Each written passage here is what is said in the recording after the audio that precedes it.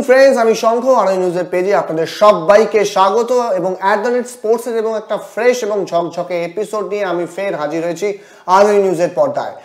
যেমনটা ঠিক ভাবছেন যে আইএসএল এর কথা নিয়ে, আইএসএল এর গল্প নিয়ে, আইএসএল এর সমস্ত আপডেট নিয়ে আমরা প্রায় প্রতিদিনই আলোচনা করি স্পোর্টসের এই মঞ্চে, কিন্তু আজকে শুরুটা করবো একটুখানি আই লিগ দিয়ে। তার কারণ হচ্ছে আই লিগের কিন্তু অলরেডি ফিক্সচার প্রকাশ পেয়ে গেছে, তো সেই বিষয়ে আজকে কথা বলবো। এবং আজকের প্রতিদিনের মতো আমাদের স্পোর্টসে আমার সাথে আছে মৌতান ঘোষাল, আমাদের স্পোর্টস রিপোর্টার। মৌতান, তোমায় ওয়েলকাম। তার কারণ হচ্ছে স্বাগত আমি বললাম না, আমি ওয়েলকাম ইচ্ছা করে বললাম, তার কারণ পরে কোনোদিন বলবো। সেটা হচ্ছে মৌতান, তোমার কাছে যেটা প্রথমে আসি সেটা হচ্ছে যে আই লিগের ফিক্সচার প্রকাশিত হয়েছে, কি মনে হচ্ছে আসলে সাথে যদি শেয়ার করো। দেখো, মনে হচ্ছে মানে কলকাতায় টুর্নামেন্টটা হতোই, অনেকটা ডিলে হলো, কারণ আইএসএল আই লিগ প্যারালাল ভাবে যেভাবে চলার কথা, পাশাপাশি আমরা যেটা এক্সপেক্ট করেছিলাম বা ইনিশিয়ালি যেটা বলা হয়েছিল যে আই লিগ শুরুও হবে আইএসএল এর আশপাশে, অর্থাৎ নভেম্বরের শেষে, পরে সেটা পিছিয়ে হলো ডিসেম্বর। তো ফাইনালি একটা সূচি আমরা এবার পেলাম হাতে, জানুয়ারিতে শুরু হচ্ছে এবং জানুয়ারির সেকেন্ড উইক অবভিয়াসলি বলতে হবে, তার কারণ 9 তারিখ থেকে শুরু হচ্ছে, 9ই জানুয়ারি থেকে শুরু হচ্ছে আই লিগ। এবং যেটা বলা হয়েছিল সেটাই যে বাংলাতেই কিন্তু আই লিগটা হচ্ছে, অর্থাৎ আইএসএল পুরোটা গোয়ায় যেভাবে হচ্ছে, কারণ এবার হোম অ্যান্ড অ্যাওয়ে বেসিসে ম্যাচ করার কোনো অপশন নেই, এই মানে কোয়ারেন্টাইন হ্যানা তানা, মানে টোটালি এই যে বিশেষ সিচুয়েশনটা তৈরি হয়েছে এবছর, সেই কারণে সেই মতোই সেকেন্ড ডিভিশন আই লিগ আমরা দেখেছি এখানে হতে, মানে কলকাতায় হতে। এবার আই লিগটাও কিন্তু সেই দিকেই মানে সেটাই হচ্ছে। মূলত 3টে স্টেডিয়ামে ম্যাচগুলো হবে এখনো পর্যন্ত, যে সূচিটা পাওয়া গেছে, একদম কমপ্লিট সূচি পাওয়া গেছে বলবো না, বরং বলা যেতে পারে 11 রাউন্ডের গেম টুর্নামেন্ট, তাতে 10 রাউন্ডের সূচি দেওয়া হয়েছে, বাকি মানে লাস্ট রাউন্ডের ম্যাচগুলো এখনো দেওয়া হয়নি। অর্থাৎ এখন অবধি যা সূচি দেওয়া হয়েছে তাতে 24শে ফেব্রুয়ারি অবধি ম্যাচ দেওয়া রয়েছে। তো ম্যাচগুলো মেনলি হচ্ছে যুব ভারতী, কল্যাণী স্টেডিয়াম এবং কিশোর ভারতী স্টেডিয়ামে বেশ কিছু ম্যাচ দেওয়া হয়েছে। ইনফ্যাক্ট আমাদের বেঙ্গল থেকে এইবার আই লিগে একটা টিমই রয়েছে, মোহামেডান স্পোর্টিং। মোহামেডান স্পোর্টিং এর হোম গ্রাউন্ড কিন্তু হচ্ছে কল্যাণী স্টেডিয়াম, কারণ যদিও ফার্স্ট ম্যাচটা যুব ভারতীতেই শুরু হচ্ছে, বাট ফার্স্ট ম্যাচটা কিন্তু মোহামেডানের হোম ম্যাচ নয়, অ্যাওয়ে ম্যাচ। সুদেবা এফসির বিরুদ্ধে আমরা জানি যে নতুন টিম এসেছে এবার আই লিগে, তার মধ্যে সুদেবা, দিল্লির টিম, ওয়ান অফ দ্য মানে দুটো টিমের মধ্যে একটা সুদেবা এফসি। তো সুদেবা এফসিকে এফসির সাথেই প্রথম ম্যাচ, তাদের আই লিগ অভিষেক ঘটবে এবং বহুদিন পর, দীর্ঘদিন পর আমরা মোহামেডান স্পোর্টিংকে দেখবো আবার আই লিগ খেলতে, মানে আই লিগের মঞ্চে। যদিও এই মুহূর্তে আর মানে এবছর থেকে বাকি দুই প্রধান আই লিগের মঞ্চে নেই, তো সেই জায়গা থেকে হয়তো আকর্ষণ অন্যবার যে পর্যায়ে থাকে সেটা না থাকলেও, যেহেতু তৃতীয় প্রধান মোহামেডান স্পোর্টিং আই লিগে রয়েছে, কাজেই কলকাতার চোখ কিন্তু কোথাও না কোথাও ফুটবল মক্কার ইন্টারেস্ট, আগ্রহের জায়গাটা কিন্তু অবশ্যই থাকবে আই লিগেও। কারণ আমরা জানি যে মোহামেডান স্পোর্টিং এরও কিন্তু যে ফ্যান বেসটা আমরা যদি দেখি, সেটা কিন্তু শুধুমাত্র কলকাতা বা বাংলায় সীমাবদ্ধ নয়, এটাও কিন্তু গোটা দেশ জুড়ে ছড়ানো এবং ইন্টারন্যাশনাল পর্যায়েতেও আমরা যদি দেখি, আন্তর্জাতিক মঞ্চেও যদি দেখি, বা গোটা বিশ্বজুড়েই কিন্তু মোহামেডান স্পোর্টিং এর সাপোর্টার কোথাও না কোথাও ছড়িয়ে রয়েছে। তো সেক্ষেত্রে মোহামেডান স্পোর্টিং একটা খুব আকর্ষণীয় দল ডেফিনেটলি। এছাড়া যে দলগুলো ছিল, মানে যারা কিছুটা করে হলেও তাদের ফ্যান বেস হোল্ড করে, গোকুলাম বলো, রিয়েল কাশ্মীর বলো, Churchill Brothers to some extent, যদিও গোয়ায় আইএসএল চলছে, সেক্ষেত্রে মানে চার্চিল কলকাতায় খেলবে, আমি জানি না কতটা ইন্টারেস্ট লেভেল সেখানেও থাকবে, মানে একই ব্যাপার, কারণ গোয়ার একটা টিম অলরেডি খেলছে তোমার আইএসএল এ, এবং শুধু গোয়া কেন, কেরালা বলো, অনেকগুলো জায়গারই কিন্তু টিম খেলছে।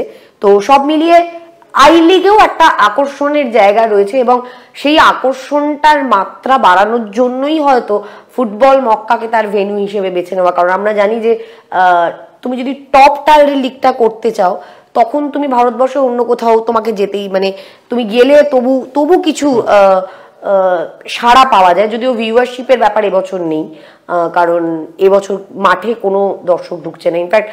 ইনফ্যাক্ট আই লিগেও কিন্তু দর্শক শূন্য হবে ম্যাচ, এটাও বলে দেওয়া হয়েছে, কোনো দর্শক আসবেন না বা কোনো দর্শক এলাও না, কোনো টিকিট বিক্রি হচ্ছে না ম্যাচের, মানে একই ব্যাপার যেরকম আইএসএল এ হচ্ছে। বাট হ্যাঁ, কলকাতার মঞ্চে কোনো টুর্নামেন্ট হলে, সেটা নিয়ে ফুটবলের টুর্নামেন্ট হলে, সেটা নিয়ে কিন্তু আগ্রহটা থাকে, এবং সেই কারণেই আমার মনে হয় আরো বেশি কলকাতাকে বেছে নেওয়া। তো ফাইনালি আই লিগ স্টার্ট হতে যাচ্ছে। 9ই জানুয়ারি থেকে শুরু হচ্ছে সুদেবা এফসি এবং মোহামেডান স্পোর্টিং এর ম্যাচ দিয়ে যুবভারতী ক্রীড়াঙ্গনে দুপুর 2টোয়। ফাইন। ইতিমধ্যেই আমাদের কাছে কিছু কমেন্টস এসছে। তার আগে আমি শুধু একটা জিনিস জানবো যে আই লিগ নিয়ে আমরা কথা বললাম, আর ফিরে আসি আমরা আবার আমাদের বহু চর্চিত টপিক আইএসএল এর। তার কারণ হচ্ছে প্রতিদিন কিছু না কিছু টপিক আমাদের কাছে থাকে, আইএসএল নিয়ে আপডেট থাকে। আর সেটা হচ্ছে যে মোহনবাগানের মানে এইটিকে মোহনবাগানের কালকে ম্যাচ হয়ে গিয়েছে এবং সেটা বেশ এতদিন ধরে একটা জয়ের স্ট্র্যাটেজি মেনটেন করে কালকে কিন্তু একটুখানি খারাপ রেজাল্টই হয়েছে। দলের তরফ থেকে কোনো ক্ল্যারিফিকেশন? দেখো, ক্ল্যারিফিকেশন ডেফিনেটলি প্রত্যেকটা ম্যাচের পরেই থাকে, বাট হাওয়াসের ক্ল্যারিফিকেশনটাকে তুমি ফেলে দিতে পারো না, এটা হচ্ছে প্রথম কথা। এবং এই ম্যাচটা নিয়ে কিন্তু একটা সাবধান বাণী ম্যাচের অনেক আগেই কিন্তু কোথাও না কোথাও হাওয়াস করেছিলেন, এবং গত 3 ম্যাচে টিম জিতলেও তার মধ্যে কিন্তু ওই খুঁতখুঁতানিটা আমরা দেখছিলাম যে টিম কিন্তু আশানুরূপ ফুটবল খেলছে না, এবং সেটার ফল ভুগতে হতে পারে। এই ইনটিউশনটা অ্যান্টোনিও লোপেজ হাবাসের ছিল, এবং আনফর্চুনেটলি সেটাই হলো। Unfortunate according to Bengal aspect আমি অবশ্যই বলবো, কারণ যেহেতু আমাদের সবসময় ফোকাসটা মোহনবাগান ইস্ট বেঙ্গল হয়ে থাকে আইএসএল এর মঞ্চে, সেই জায়গা থেকে এটা কোথাও না কোথাও একটু খারাপ হলো মোহনবাগানের জন্য। বিকজ যে ভয়গুলো পাওয়া হচ্ছিল ঠিক সেই ব্যাপারগুলোই কিন্তু হলো। সেই গোল না হওয়া শুরুতে, এবং ডিফেন্সের উপর ক্রমান্বয়ে চাপ সৃষ্টি হতে হতে কোথাও একটা গিয়ে ডিফেন্স ভাঙে, ঠিক সেটাই হলো। এবং অসাধারণ একটা সুযোগ পেয়ে, এবং যেটা হয় ভালস্কিসের মতো একজন বিশ্বমানের স্ট্রাইকার যখন একটা অপোনেন্ট টিমে থাকে, সেক্ষেত্রে কঠিন লড়াই আসবে। এবং এটাও কোথাও না কোথাও অ্যাজাম্পশন করছিলেন অ্যান্টোনিও লোপেজ হাবাস যে টাফ টিমের এগেনস্টে, যে টিমটা অন্য রকম ফুটবল খেলবে, যেখানে রয় কৃষ্ণার মতো পাল্টা গোল স্কোরার আছে, সেই টিমটার বিরুদ্ধে কিন্তু চাপ হবে দলের, এবং সেই চাপটাই কিন্তু হলো। কারণ জামশেদপুর ভালো খেলছিল নো ডাউট, কিন্তু জামশেদপুরের জয় ছিল না। তারা কিন্তু লিগ তালিকায় 1 নম্বরে থাকা মোহনবাগানকে হারিয়ে তাদের জয়ের খাতা খুললো বলা যেতে পারে। ড্র দিয়ে পয়েন্টের খাতা আগেই খুলেছে, বাট জয়ের খাতা কিন্তু খুললো তারা এই ম্যাচটা জয় দিয়ে। এবং অবশ্যই এটা ভাবার বিষয় যে টাফ অপোনেন্টের अगेंस्टे কিন্তু রেজাল্টটা খুব একটা প্রত্যাশিত হলো না। যদিও ইনফ্যাক্ট রয় কৃষ্ণার একটা গোল যেটা হলো সেটা নিয়েও প্রশ্ন রয়েছে। রেফারির সিদ্ধান্তকে আলটিমেট আমাদের ধরতে হয়, সেটাই নিয়ম, আমরা সেই হিসেবেই কথা বলবো। বাট আবার এটাও ফ্যাক্ট যে পোস্টেও লেগেছে বল, একটা শর্ট পোস্টেও লেগেছে। তো সব মিলিয়ে যে ফুটবলটা আশানুরূপ হচ্ছিল না, কিন্তু ম্যাচগুলো বেরিয়ে যাচ্ছিল কোথাও না কোথাও। রয় কৃষ্ণা কখনো মনবীর গোল করে ম্যাচ বার করে দিচ্ছিলেন, সেটা কিন্তু ফাইনালি হলো না।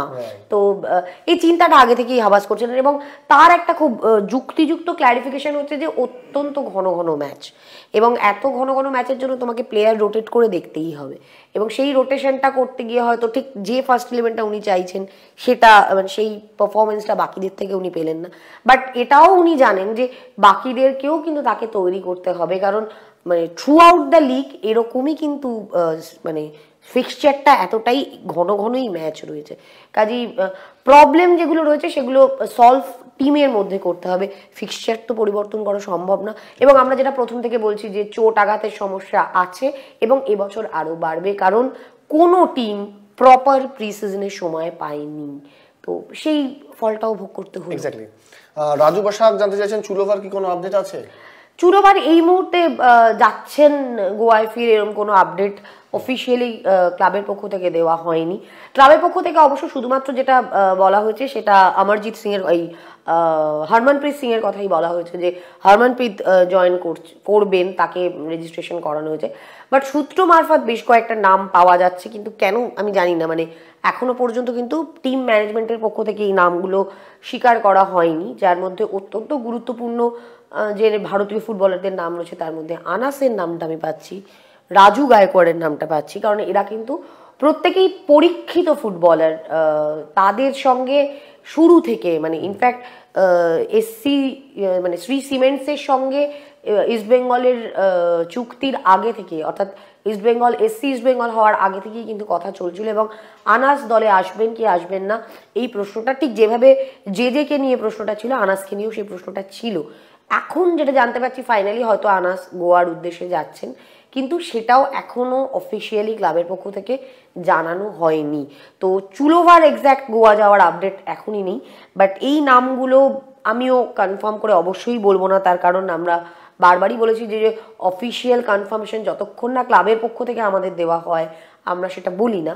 তো যে কারণে আমি অফিসিয়ালি হয়তো বলতে পারবো না, বাট সূত্র মারফত বলতে পারি বেশ কয়েকজন ভারতীয় ফুটবলার গোয়ায় যাচ্ছেন এরকম একটা খবর আছে, এবং অবশ্যই দলে একটু অদল বদল হবে এটাও বলা যেতে পারে। মানে এটুকু, মানে এটা পুরোটাই সূত্র মারফত, কোনোটাই খুব কনফার্ম করে বলার জায়গায় নেই শঙ্খ।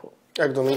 আর সেটা হচ্ছে যে সপ্তম বিদেশি নিয়ে কিন্তু বেশ আবার একটা জল্পনা কল্পনা শুরু হয়েছে ইস্ট বেঙ্গলের, সেটাকে তুমি কিভাবে দেখছো? কেননা একটা উইন্ডো খোলার একটা বিষয় একটা রয়েছে। হ্যাঁ, এবার প্রশ্ন হচ্ছে উইন্ডো খোলার আগে আসবে কি আসবে না। আমি যতটুকু জানি, যতটাই ঠিক করে ফেলা হোক সপ্তম বিদেশি বা না হোক, উইন্ডো খুললে তবেই কিন্তু তিনি আসবেন, কারণ তার আগে আনার কোনো অ্যাজ মানে হবে না, কারণ তোমাকে প্লেয়ারটার সঙ্গে সাইন করিয়ে তাকে এনে তাকে কোয়ারেন্টাইনে রাখতে হবে।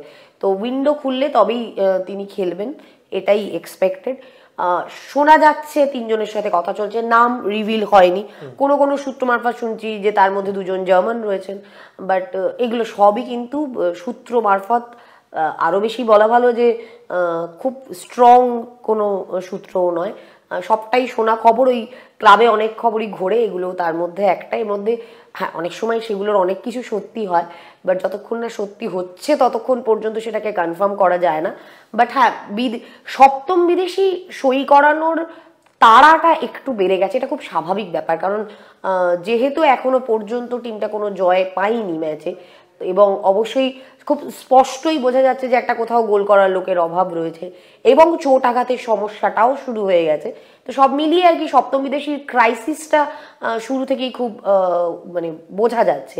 তো সেই জায়গা থেকে সপ্তম বিদেশি তড়িঘড়ি সই করানোর একটা ব্যাপার থাকছে, বাট যা সিচুয়েশন তাতে কিন্তু সেকেন্ড উইন্ডোর আগে কোনো সপ্তম বিদেশি চলে আসবেন এবং তিনি খেলতে শুরু করবেন আমার এখনো পর্যন্ত সেটা মনে হচ্ছে না, কারণ এখনো পর্যন্ত ক্লাব ম্যানেজমেন্টের পক্ষ থেকে বা যারা দল গড়েছেন সেই শ্রী সিমেন্টসের পক্ষ থেকে যা বলা হয়েছে তাতে কিন্তু সেকেন্ড উইন্ডো খোলা, জানুয়ারিতে উইন্ডো খুললেই কোনো ফুটবলার আসার কথা, মানে তারা সেরকমই জানিয়েছেন। বাট হ্যাঁ, আলোচনা তো তোমাকে করতেই হবে, এটা তো ফ্যাক্ট যে এমনভাবেই ব্যাপারটা রেডি করা থাকবে যাতে প্রোটোকল ওয়াইজ মানে সময় আর না নষ্ট হয়, সঙ্গে সঙ্গে যাতে তাকে খেলানো যায়। তো সেই টেন্ডেন্সিটা নিশ্চয়ই থাকবে। সেক্ষেত্রে হয়তো প্লেয়ারের নাম অ্যানাউন্সও হতে পারে, বাট সেকেন্ড উইন্ডোর আগে নতুন করে চুক্তি করে খেলতে নেমে পড়াটা এখনো পর্যন্ত মানে আমার মতে একটু টাফ। দেখা যাক সেটা কি হয়, বাট কথা চলছে ডেফিনেটলি। রাজীব মুখার্জি প্রশ্ন করছেন, আনাস কি জয়েন করছেন ইস্ট বেঙ্গলে?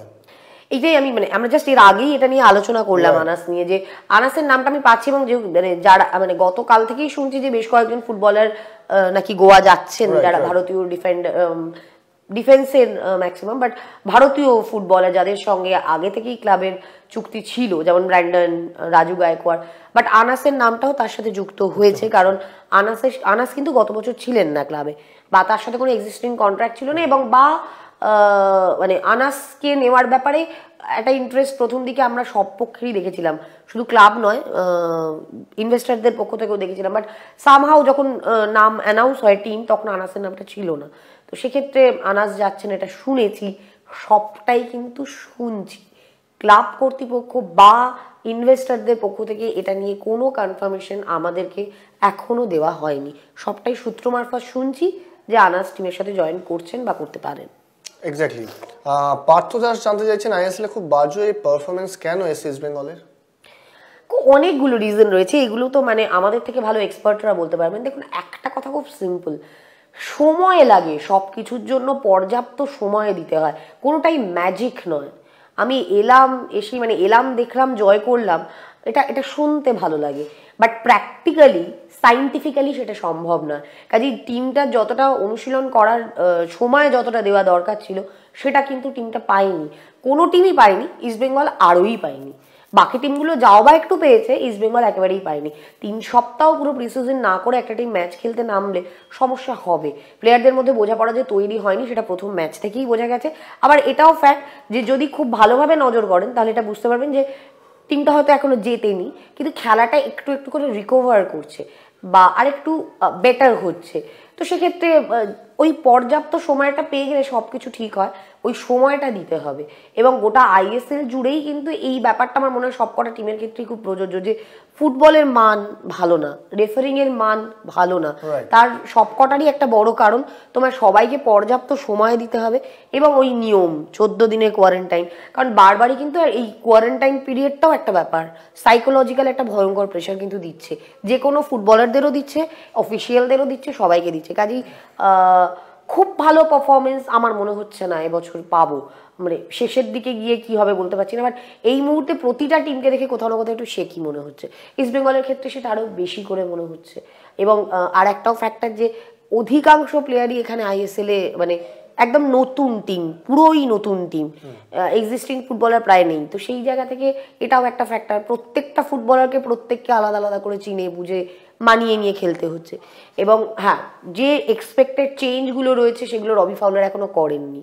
কারণ পরপর খেলানোর পরেও যেটা আমরা প্রতিবারই ভাবছিলাম যে হয়তো বালবান্তের জায়গায় জেজেকে শুরু থেকে আনা, সেটা কিন্তু তিনি এখনো অবধি করেননি। শুধুমাত্র চোট আঘাতের জন্যই যে পরিবর্তন করা সেটুকুই করেছেন।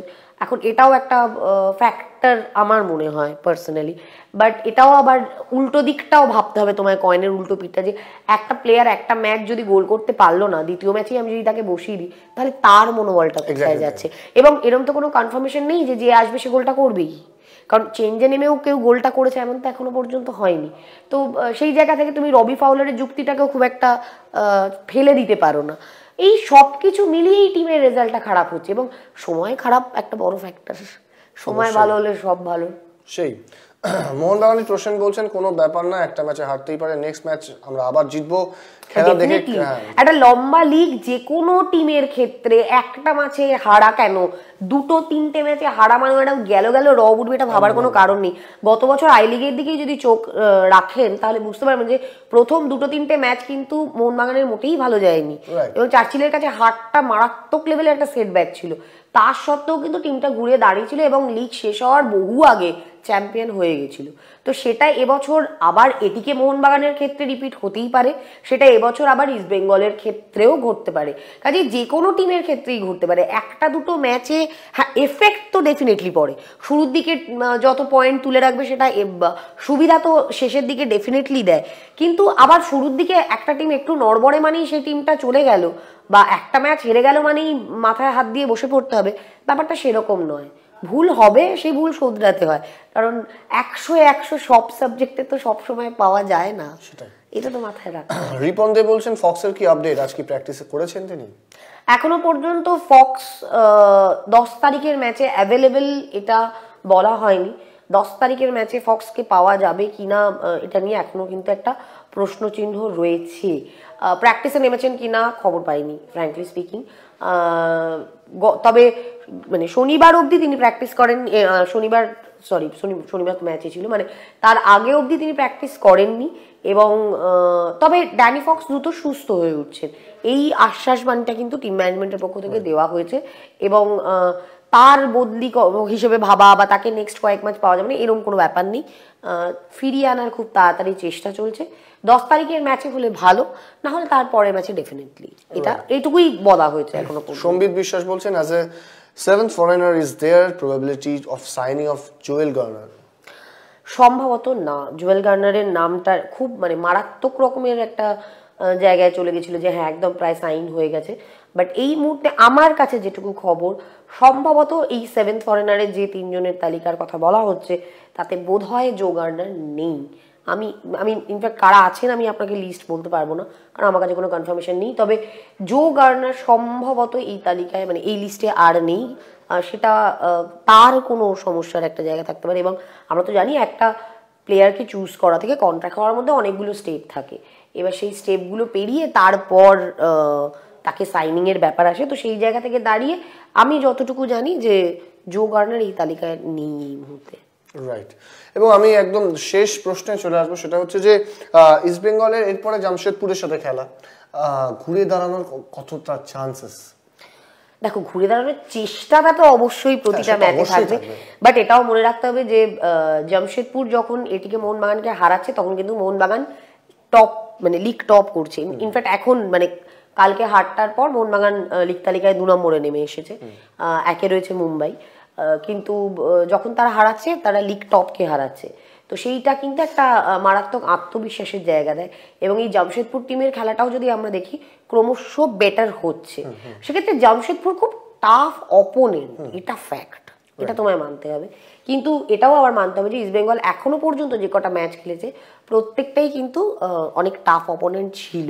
কারণ ফার্স্ট ম্যাচ ডার্বি, মোহনবাগান এবছর মানে ম্যাক্সিমাম এটিকে টিমটাকে ধরে রেখেছে, তো সেক্ষেত্রে মোহনবাগান এবার যথেষ্ট টাফ টিম ছিল। মুম্বাই সিটির কথা তুমি যদি বলো, মুম্বাইও 1-2-এর মধ্যেই লিগের ছিল এবং প্রথম ম্যাচটা হারলেও তারপর থেকে তারা নিজেদেরকে যথেষ্ট ভালোভাবে সামলে নিয়েছিল। আর নর্থ ইস্টও প্রথম থেকেই যথেষ্ট চমক দিয়েছে। তো সেক্ষেত্রে তিনটে টিমের বিরুদ্ধে যে তিনটে টিমের বিরুদ্ধে খেলেছে তিনটেই কিন্তু লিগ তালিকায় ওপর দিকে ছিল। তো সেরকমই জামশেদপুর এই মুহূর্তে বেশ ভয়ঙ্কর লাগছে দেখে। বিশেষ করে ভাই আমাকে, যদিও ফুটবল টিম গেম, বাট ভালস্কিসের নামটা বলতেই হচ্ছে, মানে দুরন্ত ফুটবল খেলছেন, তো তার কথা মাথায় রাখতে হবে। এবং এটাও পজিটিভ সাইন যে ইস্টবেঙ্গলের খেলাটা বেটার হচ্ছে।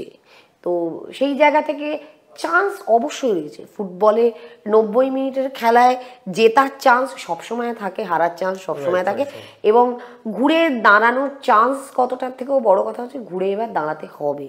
কারণ সাপোর্টার বেস ক্লাব, আমরা ডেফিনেটলি বলছি যে মানে হেরে যাওয়া মানে সব শেষ হওয়া যাওয়া নয়, কিন্তু জেতাটাও প্রয়োজন, অন্তত পয়েন্ট আসাটা খুব প্রয়োজন।